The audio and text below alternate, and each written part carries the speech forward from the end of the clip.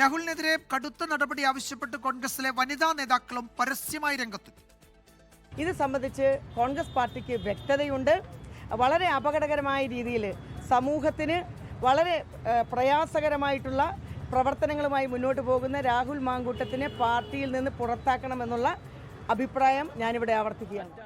ഇപ്പോൾ ഇത്ര പരാതി വന്നു, ഇത്രകൾ ടേപ്സ് ഉണ്ടാകുന്ന ഇതിൽ എൻ്റെ ഒരു സ്ത്രീ ആയിട്ടുള്ള ഇതിൽ രാഹുൽ മാങ്കൂട്ടത്തിന് നമുക്ക് പാർട്ടിയിൽ നിന്ന് പുറത്താക്കണം. അത് മസ്റ്റ് ആയിരിക്കുക. ബിക്കോസ് അദ്ദേഹത്തിൻ്റെ മേലെയുള്ള പരാതി കുറേ ആയിരിക്കുക. കുറേ സ്ത്രീകളും അതും അബോർഷൻ പ്രശ്നങ്ങളും കുറേ കാര്യങ്ങൾ ഞങ്ങൾ കേട്ടു. ഇനി ഇങ്ങനത്തെ ഒരു പുരുഷനെ വെക്കാൻ പാടില്ല പാർട്ടിയിൽ. ജനപ്രതിനിധി ഇങ്ങനെ ആകാൻ പറ്റില്ല. അദ്ദേഹം ഒരു ഉദാഹരണമായിട്ടാണ് മുന്നോട്ട് പോകേണ്ടത്. പാർട്ടിക്ക് മോശമാണ് അദ്ദേഹത്തിന് പാർട്ടിൻ്റെ അകത്ത് വെച്ചാൽ പാർട്ടിയിൽ നിന്ന് പുറത്താക്കണം.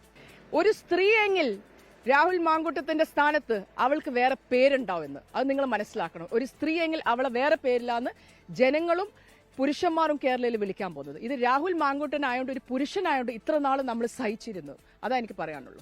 കുറ്റക്കാരായി ഒരാളും പാർട്ടിയിൽ തുടരുന്നതിനോട് യോജിക്കാൻ കഴിയില്ല. ഇപ്പോൾ നിലവിൽ അന്വേഷണം വരുന്നു, മറ്റുള്ള പരാതികൾ വന്നിരിക്കുന്നു.